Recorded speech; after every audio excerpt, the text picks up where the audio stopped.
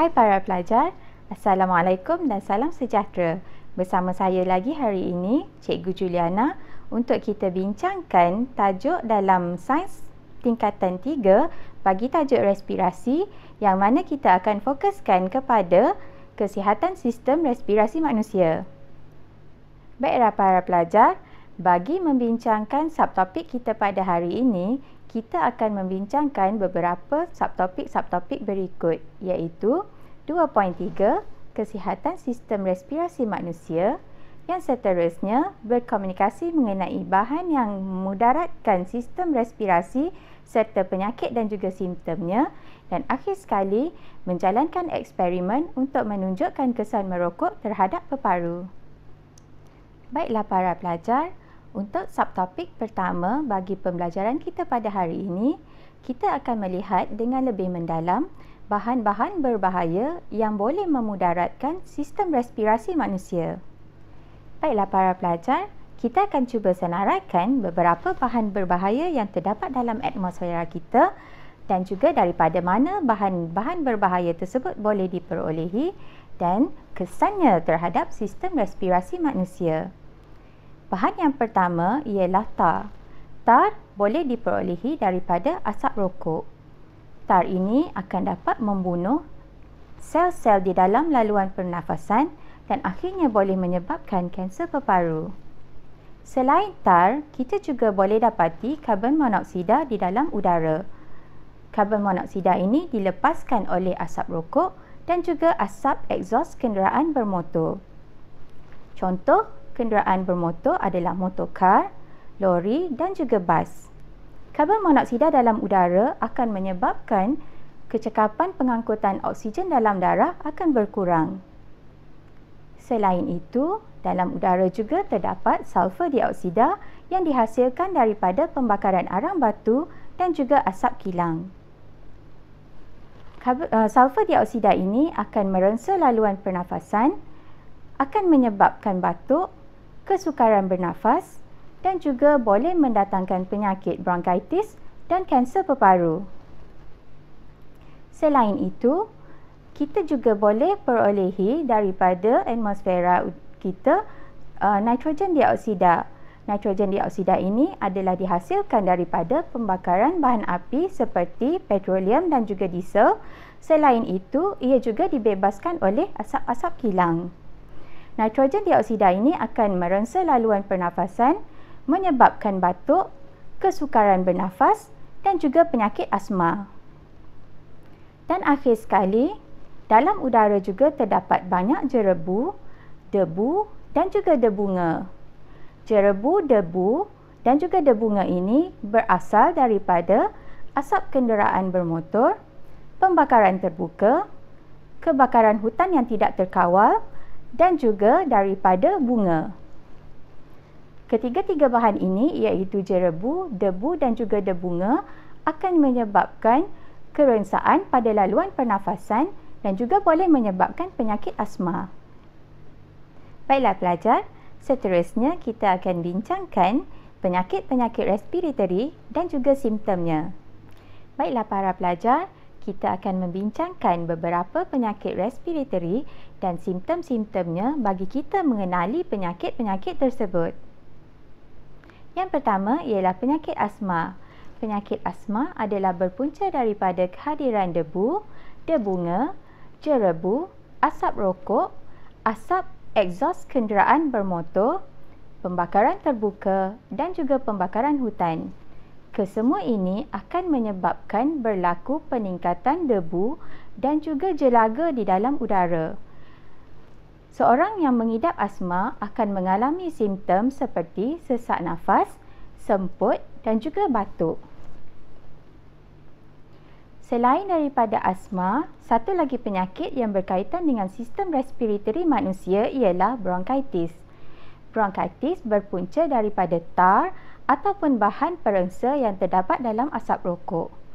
Tar dan juga bahan perengsa ini akan menyebabkan peningkatan mucus ataupun lendir di dalam bronkus dan juga bronkitis perokok.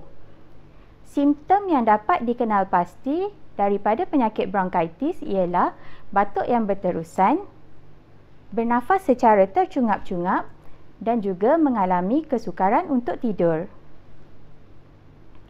Selain itu, satu lagi penyakit yang berkaitan dengan sistem respiratory manusia ialah emfisema.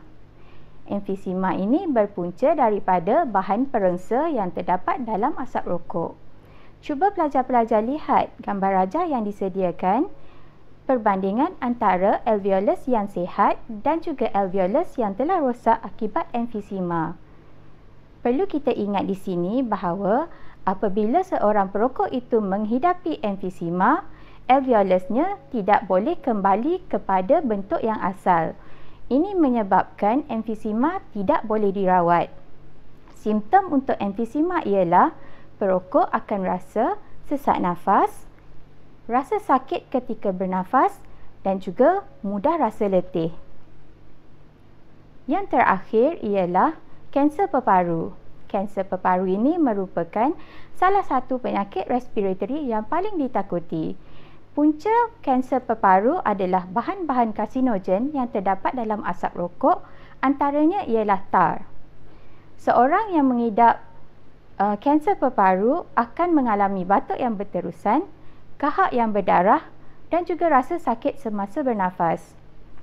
Cuba pelajar lihat, ini adalah peparu manusia.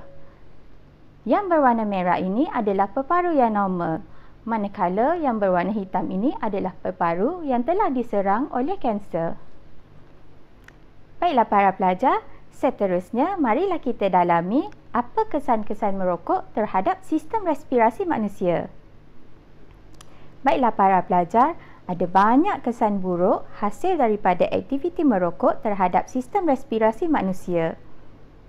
Antaranya ialah kegiatan merokok boleh memudaratkan sistem respirasi perokok. Ini kerana merokok boleh menyebabkan beberapa jenis penyakit, antaranya ialah asma, emfisema, bronkitis dan juga kanser peparu. Selain itu, merokok juga akan memudaratkan sistem respirasi perokok pasif. Siapa perokok pasif? Perokok pasif ialah orang yang tidak merokok tetapi mendapat bahaya hasil daripada sedutan asap daripada orang yang merokok. Mereka ini biasanya akan mendapat kesan yang lebih buruk berbanding dengan perokok itu sendiri. Selain itu, di dalam asap rokok juga mengandungi banyak bahan-bahan yang berbahaya. Antara bahan-bahan yang terdapat dalam rokok ialah nikotin. Nikotin boleh menyebabkan ketagihan dan menyebabkan sukar untuk berhenti merokok. Selain daripada itu, asap rokok juga mengandungi tar. Tar ini boleh menghitamkan peparu dan akan melekat pada dinding peparu menyebabkan dinding peparu menjadi lebih tebal. Selain daripada itu, di dalam asap rokok juga mengandungi bahan karsinogen. Bahan karsinogen ini adalah bahan yang boleh menyebabkan kanser. Antara bahan karsinogen adalah tar. Selain daripada itu, asap rokok juga mengandungi haba. Haba ini boleh mengeringkan peparu. Kita telah ketahui bahawa alveolus mesti berada dalam keadaan yang lembap untuk membolehkan proses resapan gas berlaku dengan efisien. Sekiranya alveolus ini kering, maka proses itu tidak dapat berlaku dengan cekap. Selain itu, asap rokok juga mengandungi asid. Asid bersikap menghakis, oleh itu, asid ini boleh menghakis alveolus. Apabila asid menghakis alveolus, maka bilangan alveolus dalam peparu akan berkurang dan menjadikan luas permukaan alveolus di dalam peparu semakin kecil. Ini akan mengurangkan kecekapan alveolus dan menyebabkan proses resapan tidak boleh berlaku secara optimum. Baiklah para pelajar, kita telah ketahui bahawa terdapat banyak bahan-bahan berbahaya di dalam asap rokok. Oleh itu, saya nasihatkan kepada para pelajar supaya katakan tidak kepada merokok. Baiklah para pelajar, kita boleh jalankan satu eksperimen untuk menguji kesan merokok terhadap peparu manusia. Di sini, kita boleh sediakan satu alat radas untuk menguji kesan merokok terhadap sistem respirasi. Apa yang kita perlukan ialah satu rokok yang dinyalakan diletakkan pada satu tiub getah yang disambung dengan tiub U. Di dalam tiub U, kita akan letakkan kapas lembap yang berwarna putih. Selain itu, termometer juga disambung pada tiub U. Seterusnya, kita perlu meletakkan satu tiub kaca yang disambung melalui satu tiub getah menuju ke satu kelalangkun yang telah diisi dengan larutan litmus. Larutan litmus ini berwarna ungu. Kesemua alat radas ini akan disambung ke satu pam turas yang berfungsi untuk menyedot asap rokok masuk ke dalam tiub U. Baiklah para pelajar, cuba perhatikan apa yang berlaku selepas eksperimen ini berjalan.